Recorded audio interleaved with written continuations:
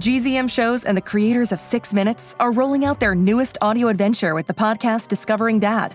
A cautious single dad with a secret past and his rebellious kids embark on a thrilling quest complete with hidden treasure, villains, and a family curse. New episodes of Discovering Dad roll out weekly starting June 11th on Apple Podcasts. Follow the show so you never miss an episode, or listen early and ad-free as a GZM Shows subscriber. Go to gzmshows.com to learn more. Contained herein are the heresies of Radolf Burntwine, erstwhile monk turned traveling medical investigator. Join me as I uncover the blasphemous truth of a plague-ridden world, that ours is not a loving God, and we are not its favored children.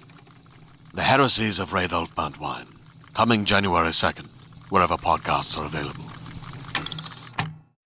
What's going on, everybody? It's Mercedes Terrell from Bellator MMA. Hey, this is Billy Howardell from The Perfect Circle. Hey, I'm Adam Carolla. Hey, this is Max from the Arkells. Hi, this is Tina Stoll. I'm a driver in the NHL'er. Hey, this is Dallas Smith. Hi, I'm Commander Chris Hadfield. I'm Danny Danko. I'm the Senior Cultivation Editor for High Times Magazine. Hey, guys, guess what? I'm Jake the Snake Robertson. You're not. Yeah, bad break for you. You're listening to the Toddcast podcast like you didn't know. The Toddcast podcast is powered by Citywide Mortgage Services, providing complete financing and mortgage services for residential and small commercial businesses. Visit them at citywidemortgage.ca. Now, here's your host, Todd Hancock. Don't you think it's crazy that Connor McDavid, Curtis Joseph, the Sedin twins, Pat LaFontaine didn't or haven't won the Stanley Cup? Like Mike Gartner? Nope. Dino Ciccarelli? No. Keith Tkachuk? No. Joe Thornton? Nope. Jerome McGinley? Never did. Paul Kariya, Dale Hunter, Adam Oates, Pierre Turgeon, Jeremy Roenick? No, they did not. And of course, all great players. And all of them did not raise Lord Stanley's cup or eat Cheerios from it. Because think about it, all the players get the cup to themselves for one day. The hardest trophy to win in sport, no question. The battle, round after round after round, playing through injuries that you might see them sidelined during regular season, rested up. And this week, you'll hear from a retired Stanley Cup winning NHL defenseman. Mike Commodore is on the podcast, and he won with the Hurricanes back in 2006. This was a great talk, too. What a beauty. He's a funny guy, tells great stories, was engaged in the conversation. I love this part of it, where he was talking about whether or not he'd been starstruck by an NHL player. Yeah, I'd say one time that I can remember for sure. Yeah. This was like 5 years ago now. I was playing in a member guest golf tournament with another guy that I played with in Carolina with Ray Whitney. So Ray had me down. Yeah, Ray had me down to play in this member guest 5 years ago. And so long story short, I drive down to Idaho. And me, Ray, and Brent Hedican, another guy who played in Carolina, he was there too. He was with somebody, the guest of somebody else. Brett used to play in Vancouver as well. Exactly, yeah. Before Vancouver team, yeah. He started in Van. And so the three of us are sitting there. We're just sitting outside at a big table for like 8, and I'm stuffing my face. We're eating, bullshitting. And I hear this voice behind me and tap on my shoulder. Hey, Mike, how you doing? Do you mind if I sit down? And I can't see who it is. I got a mouthful of food. And I'm like, there's fucking 3-4 seats. So I got a mouthful of food. I turned to be like, yeah, go ahead. I'm like, yeah, go ahead. I turn around. It's fucking Wayne Gretzky. I'm like, I stop. I'm like, put my fork down. I go, yeah, Mr. Gretzky. I'm like, do you want my seat? I'm like, I can go sit somewhere else.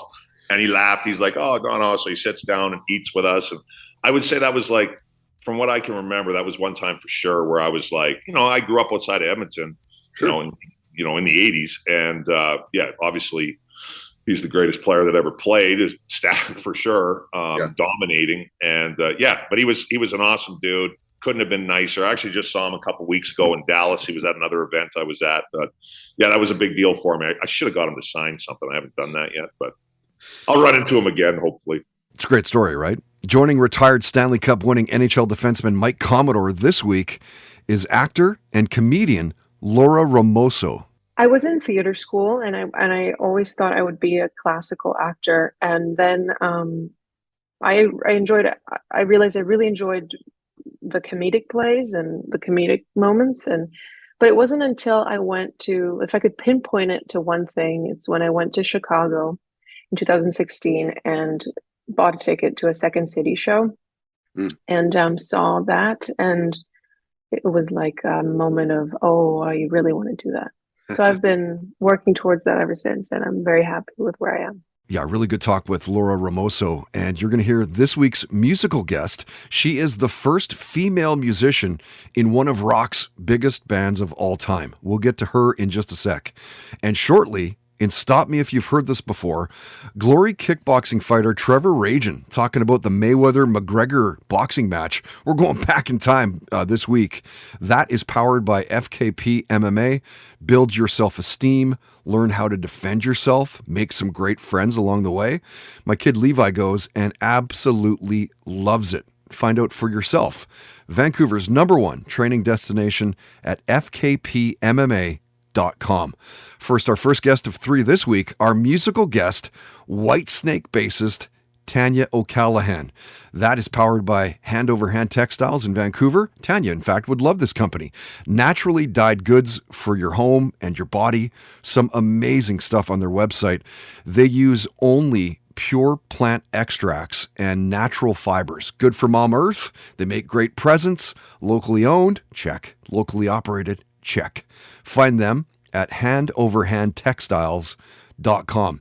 So yeah, you'll know Tanya O'Callaghan for more than being the bassist in Whitesnake. She is a major badass in the rock world, has toured, recorded, written, and worked with Maynard James Keenan, Tool, A Perfect Circle, Pussifer, Dee Snider, Twisted Sister, Steven Adler, Guns N' Roses, Nuno Bettencourt with Extreme, The Riverdance, The Voice, a huge player who, like everyone else, was holed up, not able to tour, see shows, etc. And we talked about getting back to it after the pandemic and getting back on the road. And how was that first live show back post-COVID? First one, I mean, there was a lot of small gigs because, again, Ireland has, a lot of venues, and I was going to a lot of smaller, like singer-songwriter stuff. An Irish band called Keela I used to follow everywhere. I adore them. They're like a traditional band, but on the bigger scale, the first gig I remember is the Chili Peppers, the Red Hot Chili Peppers, in like Croke Park, and it was like I was obsessed with John Frusciante and his guitar playing and his harmony. So that was like, it was funny because everyone would think I wasn't playing bass yet. Yeah.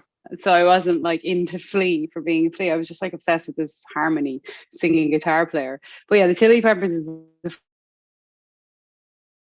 I remember, and would have all like the super heavy bands that came to town.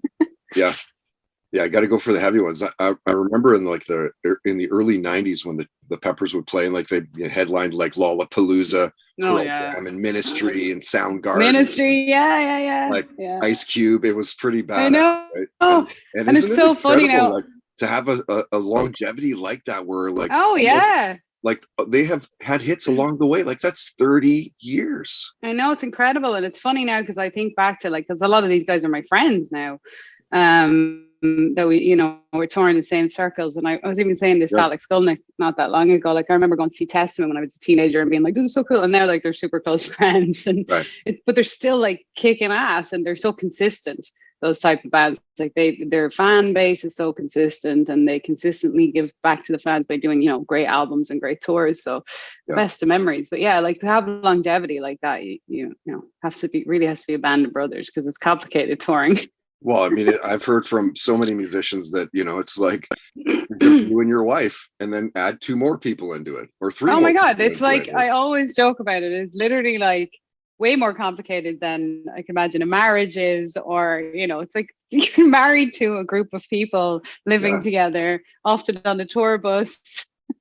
Fair amount of compromising, I would think. Yeah. Your people skills are what are most important touring, which is hysterical. Like it's all about psychology, right? The music is the easy part.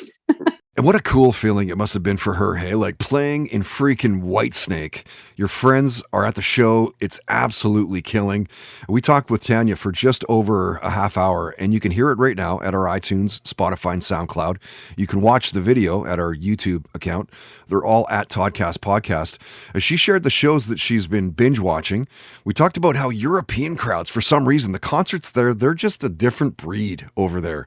She shared a near-death story about flying with Dee Schneider, and it was cool to hear Tanya talking about the music that she grew up with. So I definitely got like the sort of subconscious love of music, because I didn't pick up a bass until I was 17.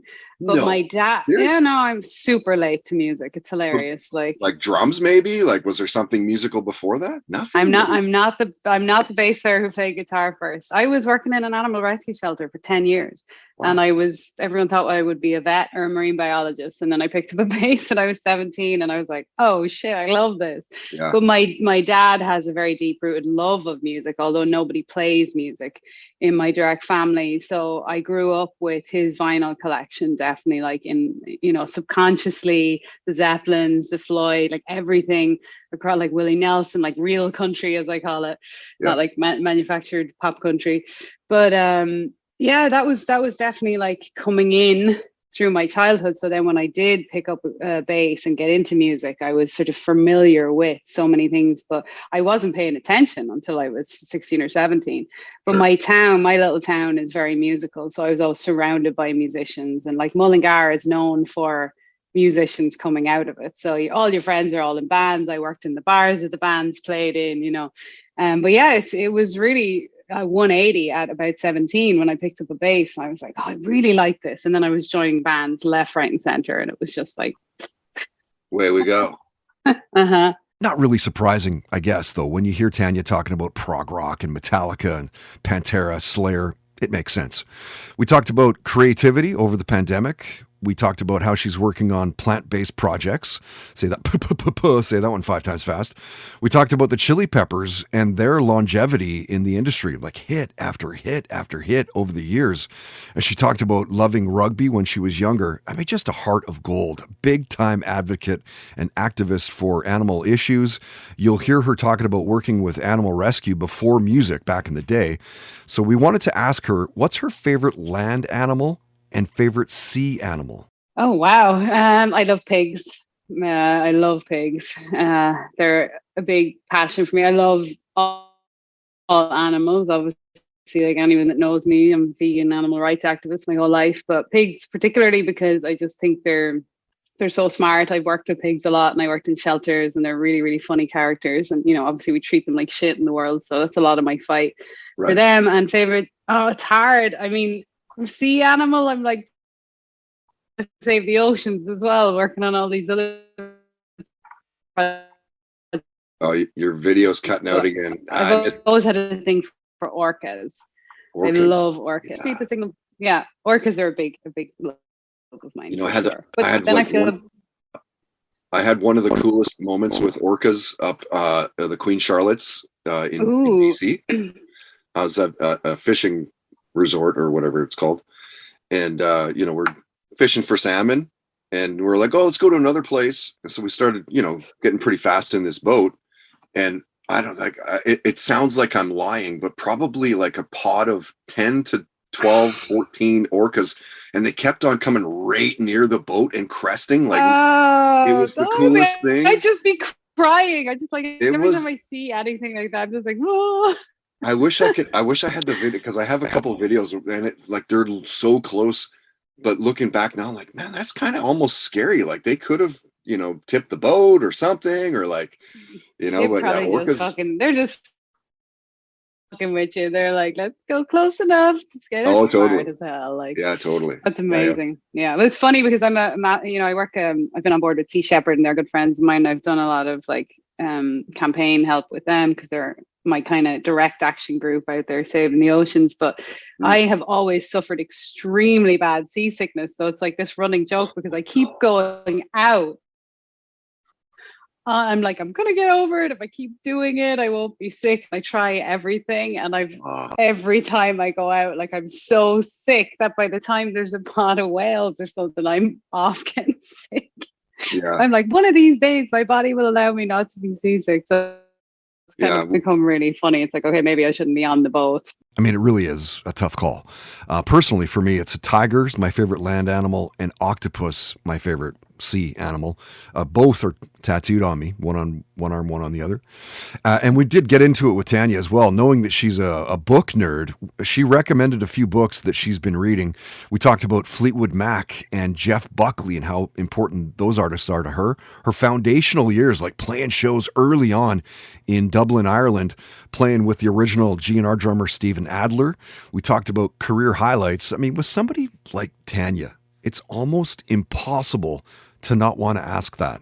I mean, there's a couple because they're slightly different. Like when I was like a deer in headlights, I was only 20 or 21 when I was in the studio with Maynard. And that was trippy because the first time he sang on front of me in the studio, and we're, collaborating on ideas, myself and Josh and himself, that was really wow, because I've been listening to him for so many years, and then he's sitting there singing in front of me, just in the creative process, like any musician, just like coming up with ideas. So that always sticks out, because that was like, oh wow, this could be a big deal if I get myself into the US and circles. So that's like a studio memory.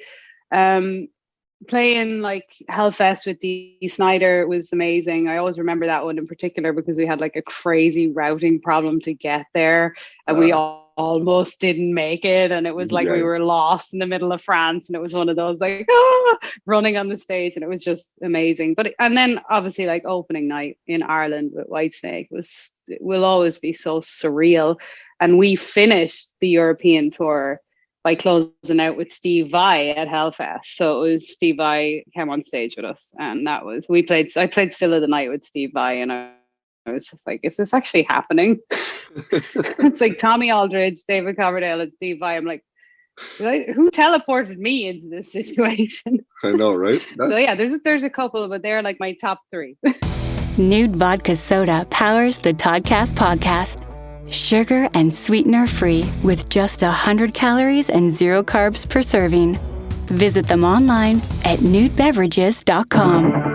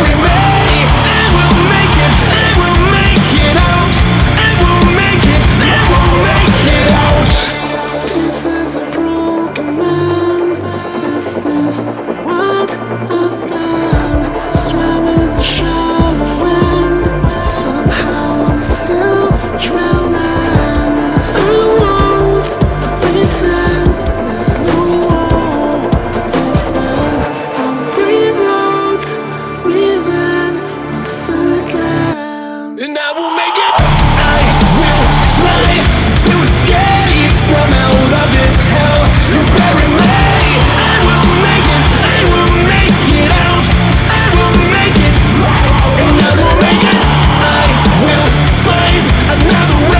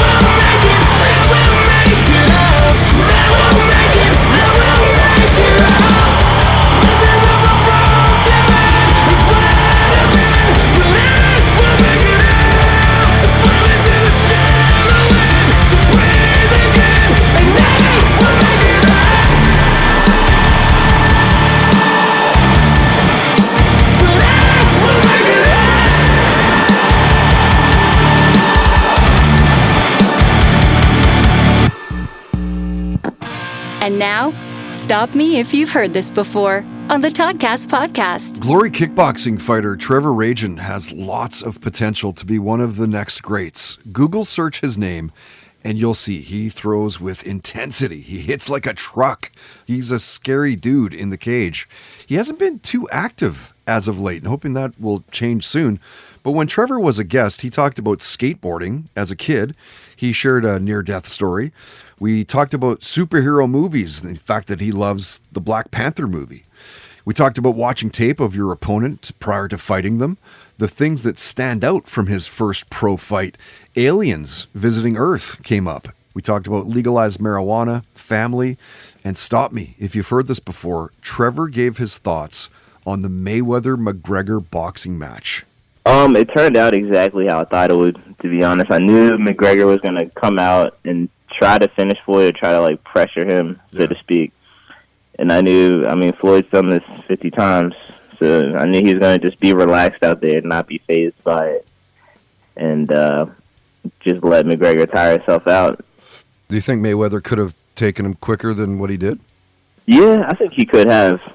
But to be honest, I didn't think he was going to finish McGregor at all. Because Mayweather's, as of lately, he hasn't been a finisher. So I thought he was just going to outclass McGregor, like just dominate him throughout, like just the scorecards. But surprisingly, he ended up finishing him.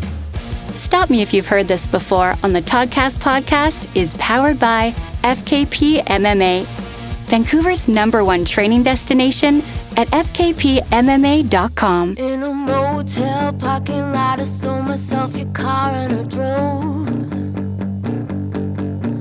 And all the photos on the dash throughout the window strewn across the road. Can't find the good on this faithful man, it's just like every man I've known. With a hooker in the bathroom, you stepped out your motel room for a joint. And where your El Camino used to be, the dirt set on my way to Lavoie. Can't be good on this faithful man, it's time I found a man with some coin. You'll think you're money, but you ain't shit, no. Believe me, honey, oh, you ain't it, no, no, no, no. Oh, running through the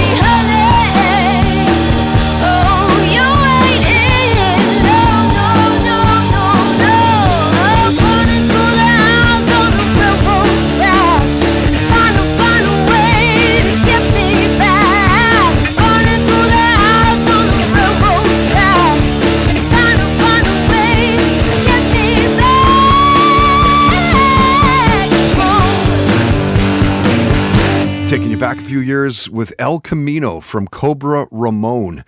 And we've been back and forth with those guys and another singer to do a show together at the podcast Blue Light Sessions.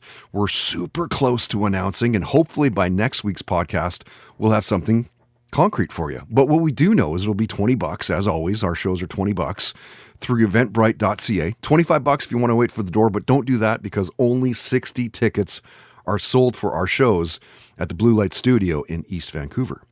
I played you a new song from the Veer Union, and it's called I Will Make It. Now, they've played a podcast show for us in the past. Perhaps it's worthwhile reaching out to those boys and seeing if they'd be into doing a show again with us at the Blue Light Studio it wouldn't be until 2023, of course.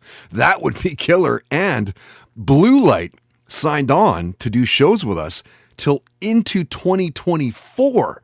So we'll keep interviewing, acoustic performances. You get to ask questions as well at these shows. Quite literally, cut me off if you have to.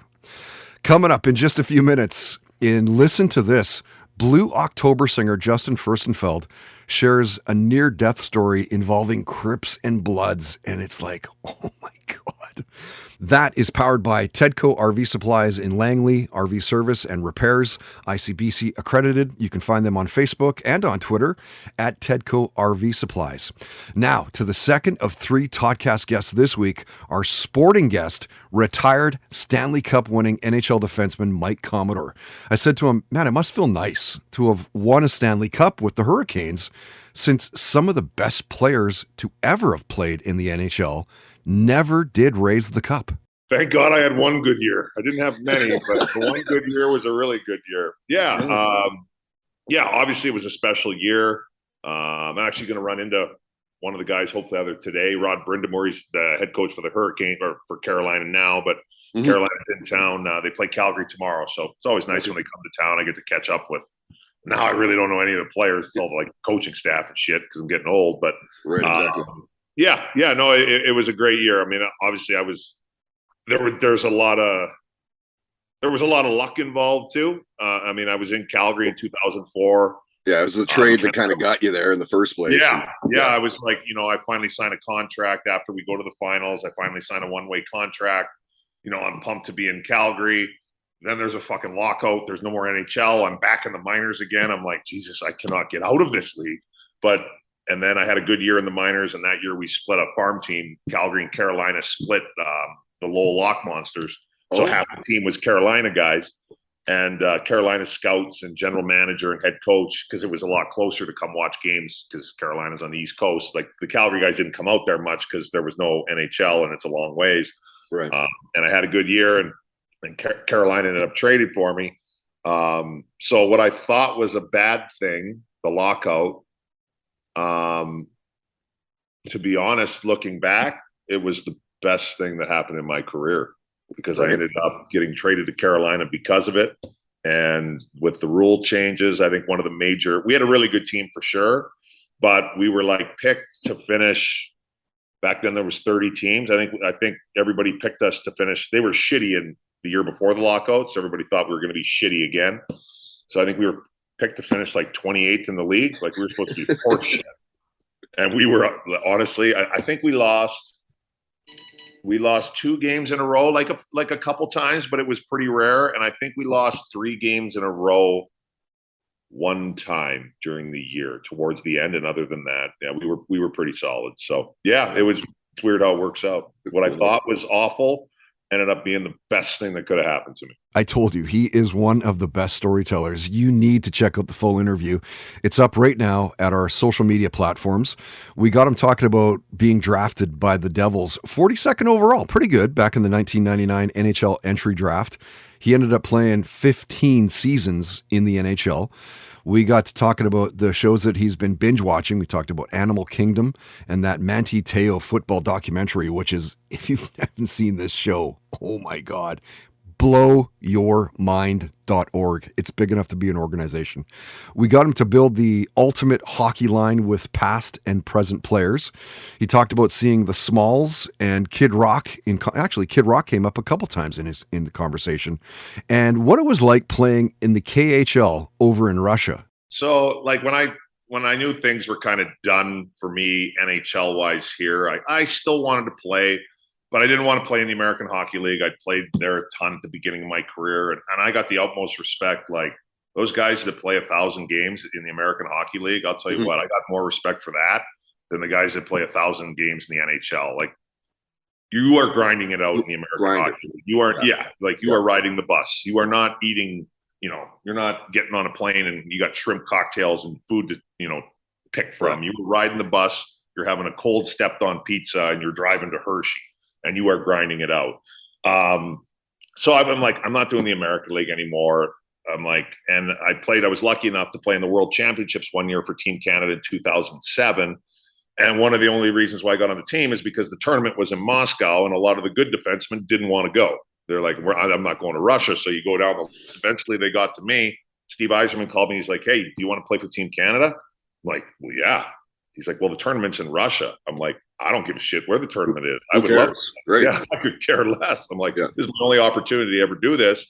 So we went over to Moscow. We ended up winning the gold medal. I had a blast. It was a great experience. So that was kind of the reason why I was done. I was like, the only real league that I'm like kind of interested in playing in would be the KHL. I'd like to go back to Russia. So that's kind of how I ended up there.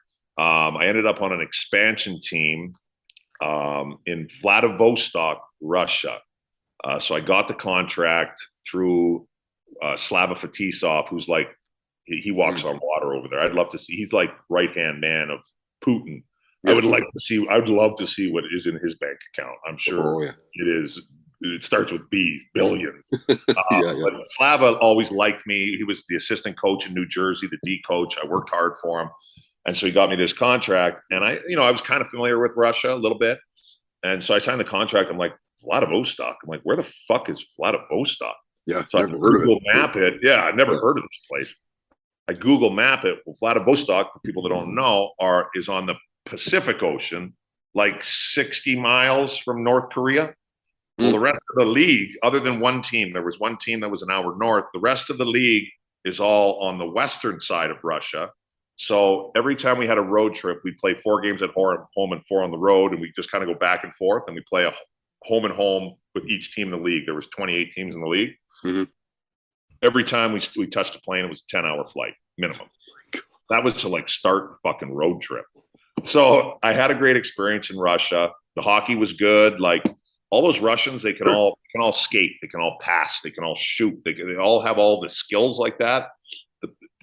In my opinion, the issue with Russian hockey is their coaching they're like still stuck. They're stuck in the fucking 60s still. Like they haven't, like their attitude is like I was over there playing, and we had some imports on the team, obviously, but most of the guys in the team are Russians, and most of them don't speak English. So I'd be out there playing. I can't communicate with these guys, and we would never.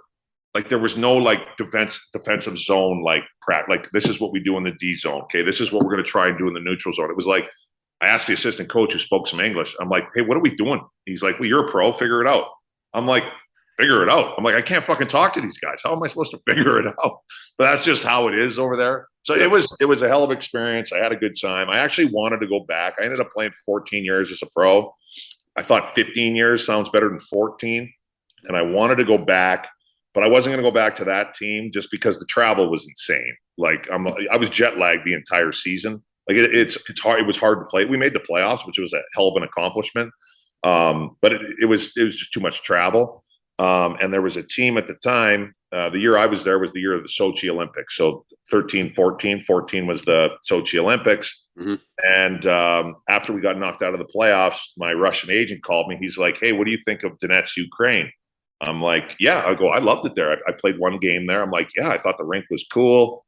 They have money. There was a couple of guys, imports on the team. One of the Randy Robitaille played with him in Ottawa, and they get paid on time. They got lots of cash. I was like, yeah, I'd love to. He's like, okay, I'll get back to you. I'm like, perfect. I'm like, all right, one more year. And then like 5 or 6 days later, I was on my iPad and I clicked the USA Today app, and first story, right in the pro-Russian rebels burn arena to the ground, Donetsk, Ukraine. I'm like, you know what? I think that's a sign. Maybe it's time to hang them up. And that was it for me. Yeah, golf clubs was from that point forward. I honestly could listen to Mike tell stories for hours. I think we talked for close to 35, 40 minutes, something like that. You can hear it. You can see it right now. We did it on Zoom. It's all over our social media platforms, all at Toddcast Podcast, of course. iTunes, Spotify, SoundCloud, YouTube, Facebook, Instagram, all that stuff. We talked about the crazy shit that he bought, the frivolous things, let's say, after signing a 5-year, $18 million contract with the Blue Jackets. He shared his thoughts on the Hurricanes' home game celebrations, which are kind of, I mean, if you're from there, sure, you're going to like it, but otherwise kind of cringy. He talked about the things that still stand out from the day that he was drafted. He talked about realizing your true potential and the music that he grew up around. The music scene in my house was, it was all hard rock. It was all hard rock. AC/DC was a fixture. That was the main one.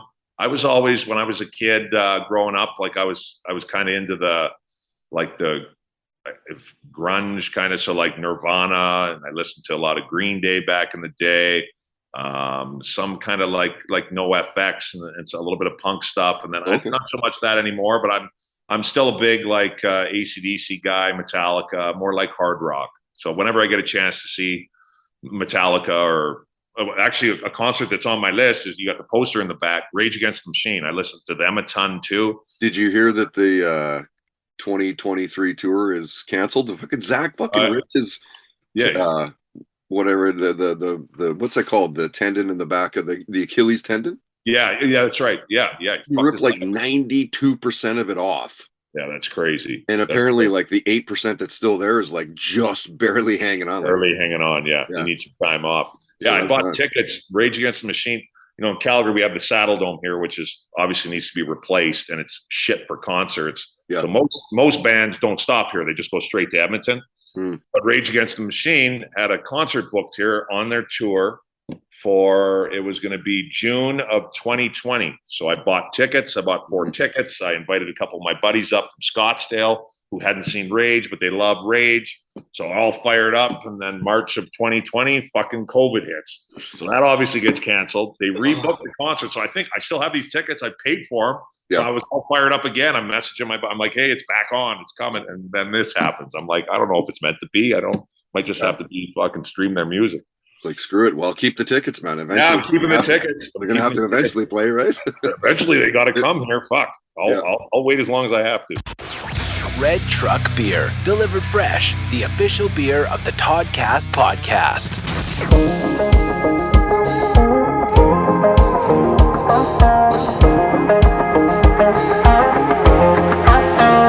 It could be kissing you under that parking lot light. It could be running back roads, blowing through a stop sign. As long as you're sitting all pretty on my bench seat, it'd be driving me all kinds of crazy. Could be anything, anywhere you like. What are you doing later? What are you doing tonight? What are you doing, baby, for the rest of your life? You can go in a million directions, but I just wanna go in one. Girl, I wanna do it, baby, if we're doing what love does. What love does. Let's get these heartbeats racing. You're that buzz I'm chasing. It don't matter where we end up, we're gonna find love. What are you doing later? What are you doing tonight? What are you doing, baby, for the rest of your life? We can go in a million directions, but I just wanna go in one. Girl, I wanna do it, baby, if we're doing what love does. What love does.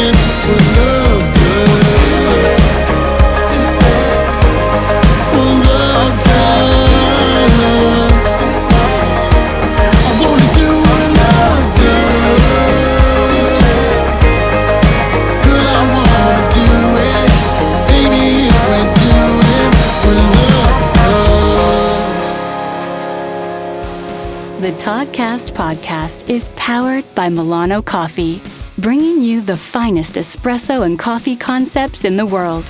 Online at milanocoffee.ca. And now, listen to this on the Toddcast podcast. Isn't it incredible how time finds a way to slip by? Like, think about this. Blue October has been around since 1995. They're throwing stones to 30 years. And of course, they've had success along the way. They're well into the double digits with top 40 singles. You'll likely best know Hate Me or Into the Ocean. They're 10 studio albums deep, a handful of live albums, currently working on new material. Watch Blue October's documentary, Get Back Up. Fantastic job, well worth your time. When their singer Justin Furstenfeld was a guest, he talked a bit about the recording process for the band. Aliens came up, so did the fact that he's bipolar. He shared the shows that he was binge watching at the time. We talked about the possibility of that Genesis reunion. The Beach Boys, the Cowboy Junkies came up. So did Joaquin Phoenix's Joker movie, great movie. The Jeffrey Dahmer special. We talked about epic videos like Michael Jackson's Thriller. He talked about growing up to the music of Anita Baker and Johnny Cash and George Michael. Legal Weed came up. Metallica's Some Kind of Monster documentary came up. The creativity of being at the beach came up. And Justin shared a near-death story involving Crips and Bloods. Listen to this. My best friends growing up in the high school time were in the Crips. I grew up in a neighborhood where Crips and Bloods were. And I grew up with Crips because I like the color blue, so I chose their side. I was playing pool with them one night, and these two guys walked up to us, and they said, "Hey, you want to play pool?" And we said, "No, we're good."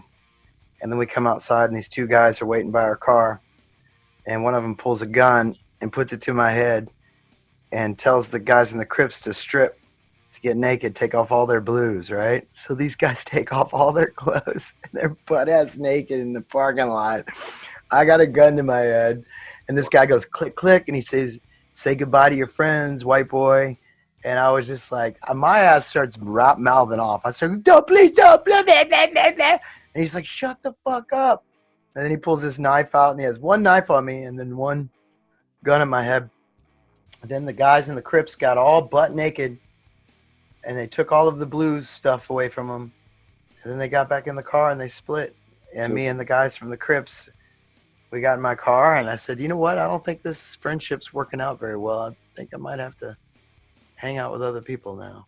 There's the door again, right? You're like, "What the fuck, dude? You almost blew my fucking brains out because you're wearing blue, you dumbasses." Wow. So 2 weeks later, get this. I'm at their house, and we're playing. Of course, I went over there. We're at their house, smoking dope, playing spades or something like that. All of a sudden we hear pop, pop, pop, pop, pop, pop, pop. And their dad comes walking in the room. It was a drive-by with his ear blown off. And he's like, oh. And I'm just like, okay, now guys, I think this relationship is not good for me. I'm going to go home. Dude, that's crazy, man. That's insane. Yeah. Fuck that gang shit. Yeah, man. What's up with the Bloods? Like, fuck that. Listen to This on the Toddcast podcast is brought to you by Tedco RV Supplies in Langley, an ICBC-approved repair shop. Visit them on Facebook and Twitter at Tedco RV Supplies.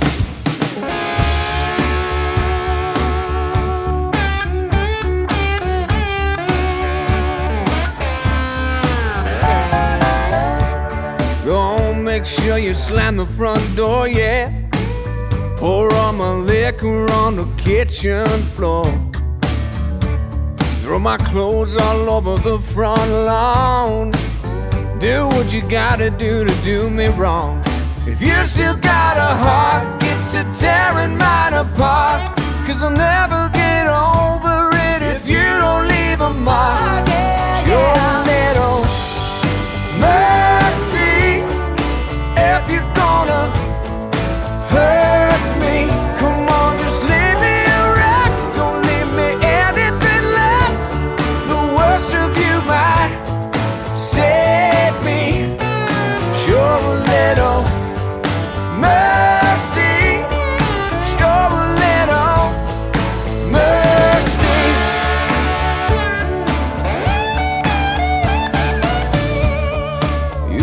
save my life if you ruin it.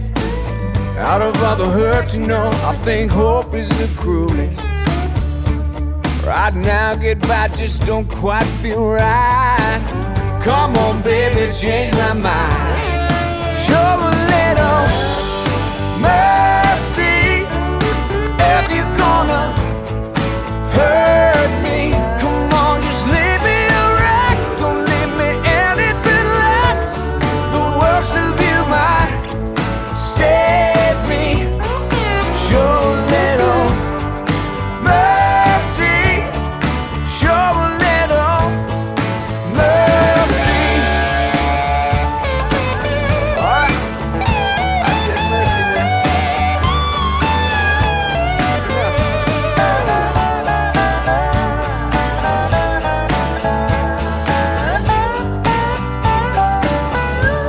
If you still got a heart, get to tearing mine apart. 'Cause I'll never get over it if you don't leave a mark.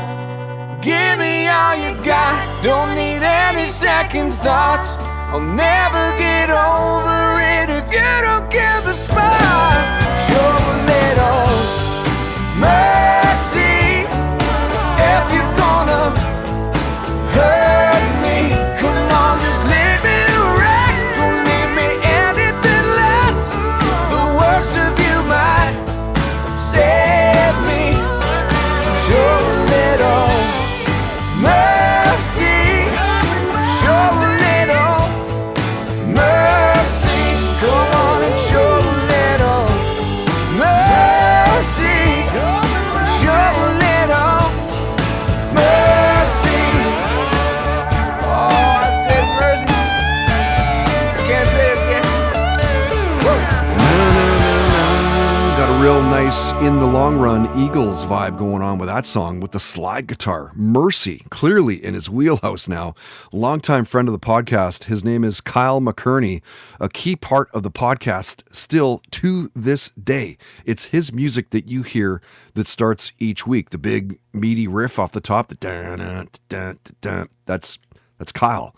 He's showing you a little mercy this week and some good stuff coming out of Kyle's camp all year long as he continues to win awards, be nominated for awards. Expect bigger and bigger things out of Kyle McKerney in the years to come. Proud of that kid.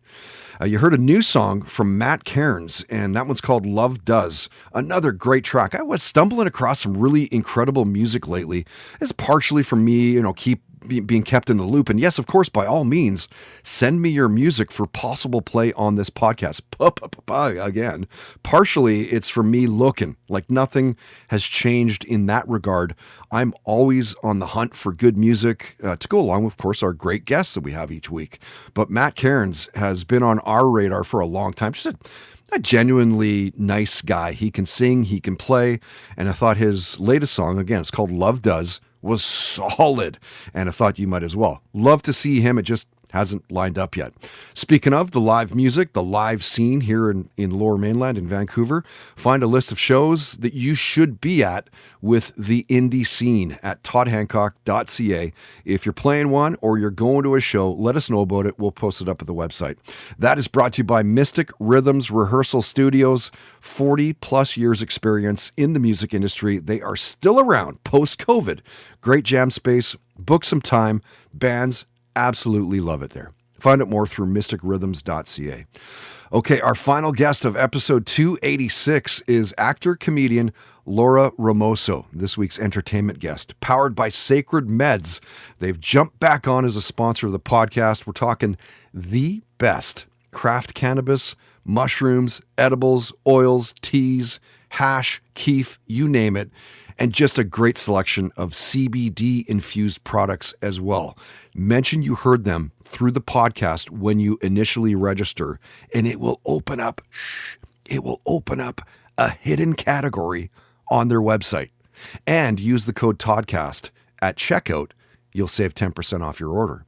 So Laura originally is from Italy and Germany. Now she's living in Toronto. She moved to Canada in 2013. She's known for sketch and improv, and we got into it with her talking about The Boys and the shows that she was binge watching at the time. what it takes to put together a touring live show like Frances, her special that recently hit the Culture here in East Vancouver. She talked about Toronto's music scene, seeing the Backstreet Boys in concert, and the influences that helped lead her down the acting path. A big influence and inspiration when I was growing up was Mr. Bean. I watched him with my dad. Yeah.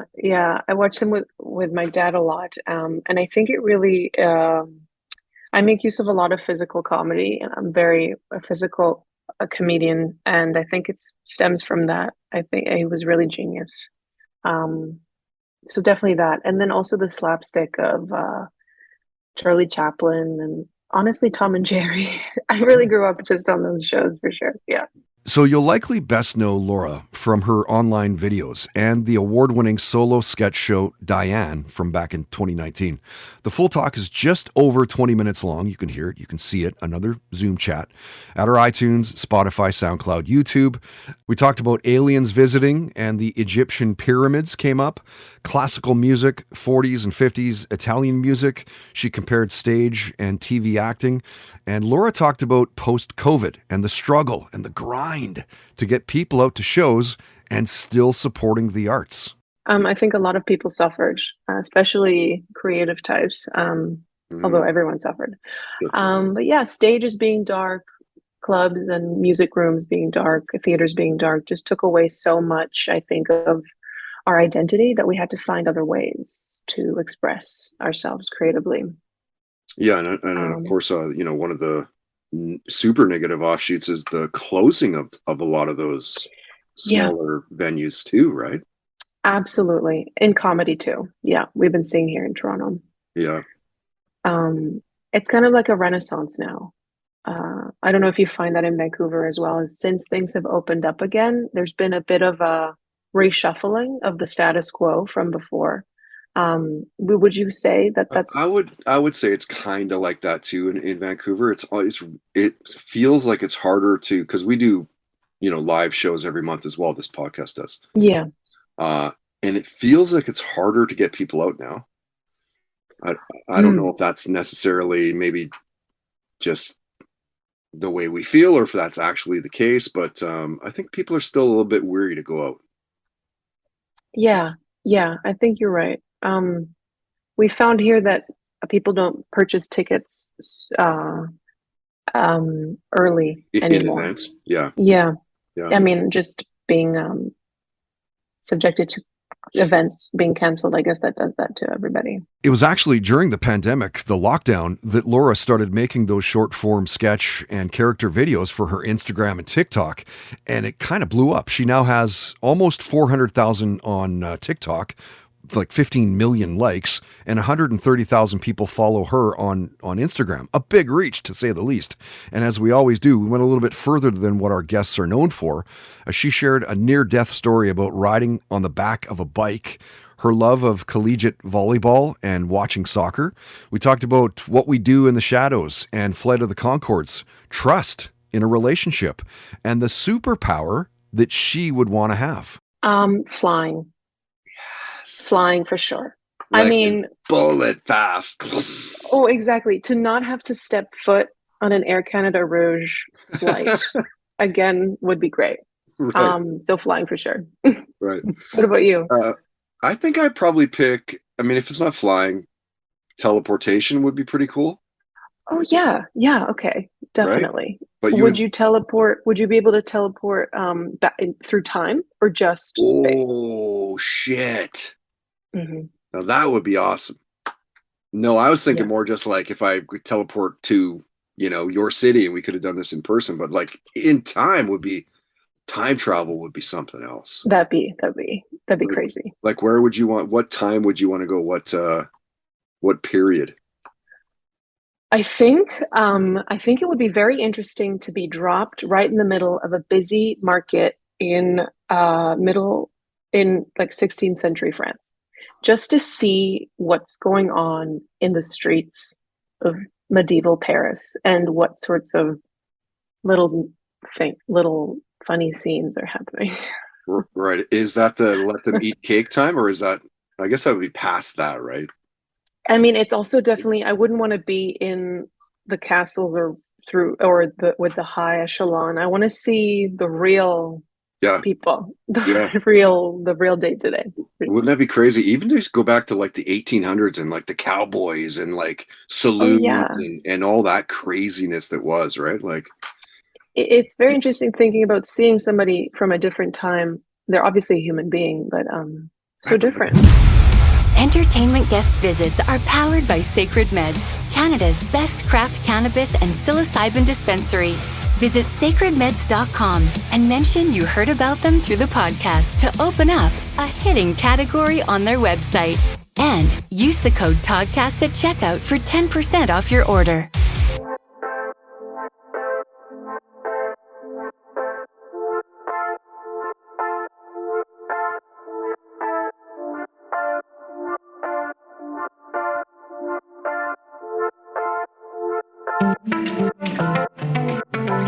I just wanna be your number one, be your happy ever after.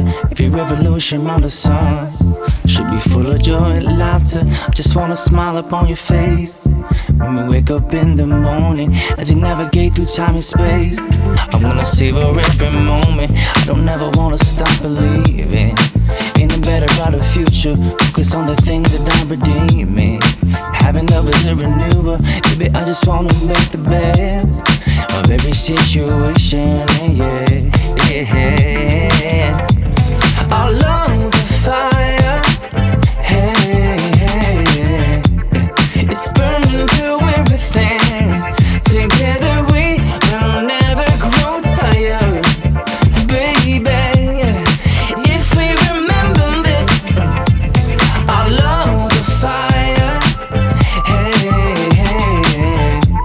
It's burning through everything. Together we will never grow tired, baby. If we remember this. I just want a place that sounds alone. Maybe even start a family. Gonna take a fortune just to own. And the grind is so demanding. Probably gonna have to leave Van City and get us out from under. Things are getting way too unforgiving, and it's losing all its wonder. I don't ever wanna stop believing in a better, brighter future. Focus on the things that are redeeming. The love is a renewer. Baby, I just wanna make the best of every situation. Yeah. Our lungs are fire. Hey. It's burning through everything. Together we will never grow tired, baby. If we remember this, our lungs are fire. Hey. It's burning through everything. Together we will never grow tired, baby. If we remember this.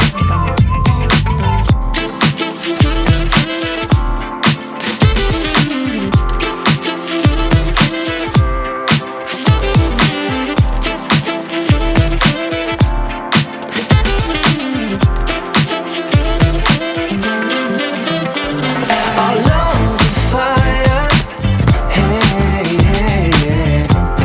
It's burning through everything. Together we will never grow tired, baby. If we remember this, our lungs are fire. Hey. It's burning through everything. Together we will never grow tired, baby. If we remember this. And a local powerhouse here in Vancouver. His name is Alex Marr, and I guess a kind of quasi-new song for him. It's called Love's a Fire, and you can hear that one on his latest album. He had a really good year. Lots of touring this past summer, mostly Canadian dates. I noticed on his Facebook wall about a week back now, he was down in Mexico playing some shows down there. So good for him. Killer musician. I've seen him a few times. In fact, once I saw him at the Fox Cabaret in Vancouver, like full band. Talking horns and like guest musicians coming up and stuff. I think that was the show where Kyprios jumped up on stage, banged off a couple tracks with Alex. And we had him actually do an acoustic night with us a handful of years back as well. Just brilliant. Hashtag brilliant. If he's playing anywhere near you, make the effort to be there. And before we wrap things up this week, another Citywide Mortgage Services Mortgage Minute. Now, these are great. Really, this is stuff that you should have been learning in high school. Instead of what's the pi of the circumference of the hypotenuse, is it divisible by 3 and or 9? What have you got for us this week, Dara? Yeah, thanks, Todd. Today, I wanted to just talk quickly about renewing your mortgage. We have lots of people asking us if they're still going to qualify to keep their mortgage at renewal time, even though rates are going up so much. On the last Mortgage Minute, I talked about rates escalating this year and how that will continue in the short term. When the bank qualifies you for a mortgage, they want to see your payments be under a certain percentage of your income. The challenge is that they apply what's called a stress test to your payment. Basically, they take your interest rate and add 2% to it, and then qualify you based on that higher payment. So with rates going up so much, basically what that means is everyone is qualified to borrow a lot less than they could, say, 6 months ago. The good news is, if you already have a mortgage and it's up for renewal, they won't apply that to your situation. So as long as you don't mind staying with the same bank, and you don't need to increase the mortgage or make any material changes, you're okay. It might take a few options away from you in terms of renewal, but you can rest easy knowing that you're not in jeopardy of losing your mortgage altogether. And as always, if you need advice or guidance around this, please don't hesitate to reach out and let us at Citywide Mortgages help you through it. Make your next mortgage as painless as possible. Citywidemortgage.ca. Talk to Dara or any of their staff and they will dial you up. Of course, a big thanks to this week's guests, Whitesnake bassist, among other many rad bands and projects, Tanya O'Callahan. Thank you for jumping on a Zoom with us and how super rad you are, only doing cool podcasts. We heard that at the start of the talk, by the way.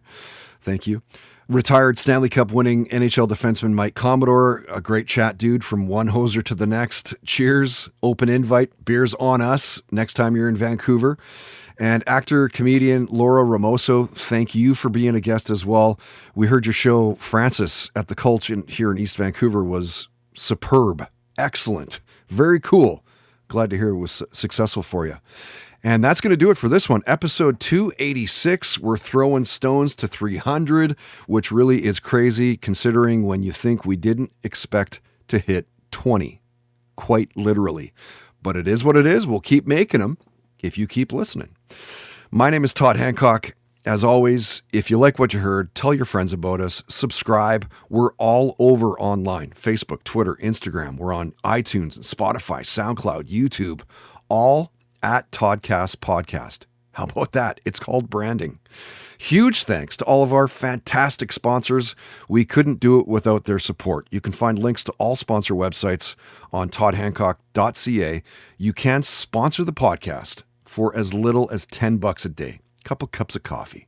Contact info is at the homepage. If you help us find a sponsor, we will give you a commission. Send us a business and we'll follow up. Till next time, don't be an asshole. Nobody wants to be around that. Have fun, play hard, and most of all, believe in yourself. You've been listening to the Toddcast Podcast, powered by Citywide Mortgage Services, dedicated to helping you find the best mortgage rates. Available 7 days a week at citywidemortgage.ca. Talmor, Sheshin Morachi. Talmor is my home. My family have worked the land for generations. My gran says the island does not belong to us, but we belong to the island.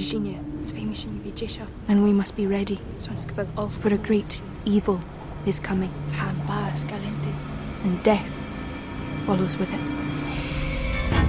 Listen and subscribe to the latest season of Undertow, The Harrowing, a Storyglass production presented by Realm, available wherever you get your podcasts.